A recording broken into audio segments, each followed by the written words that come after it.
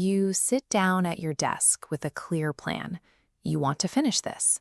But instead of working, you watch yourself helplessly open another tab, check your notifications, and burn another hour. Consider David.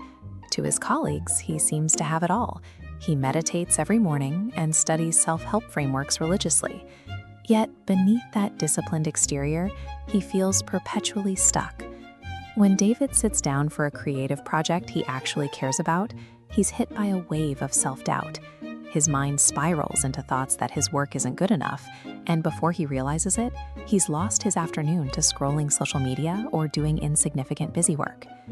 David's go-to solution is thinking positively. He tries to override his procrastination by repeating affirmations or forcing a smile, but this brute force approach never seems to stick.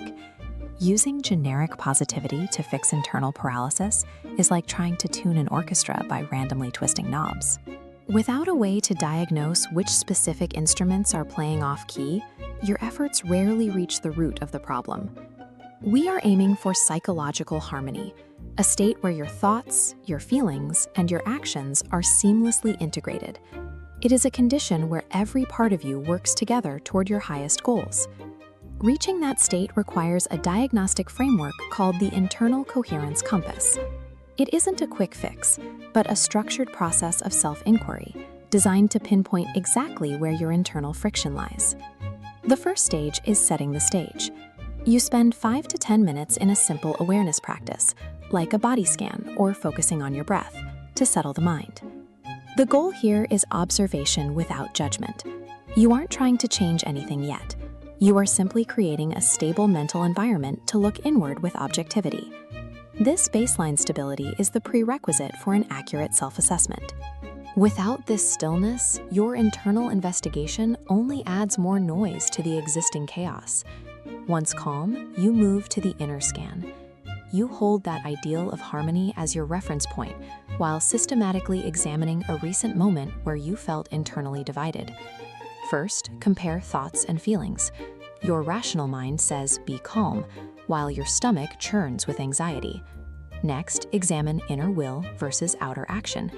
Your intention disconnects from reality when behavior opposes values. These disconnects create parts in conflict, triggering loops that paralyze action. When David conducted his scan, he noticed a clear pattern. His rational mind shouted work, while his body responded with a flight or fight dread whenever he opened his files. By tracing this physical tension, he realized his procrastination wasn't laziness, but a deep-seated fear that his work would be judged as imperfect.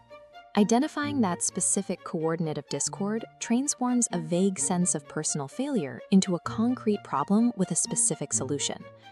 In stage 3, integration and moving forward, you use your diagnosis to select a targeted tool. If the problem is a belief, you work on restructuring it. If it's an emotional pattern, you use compassionate inquiry.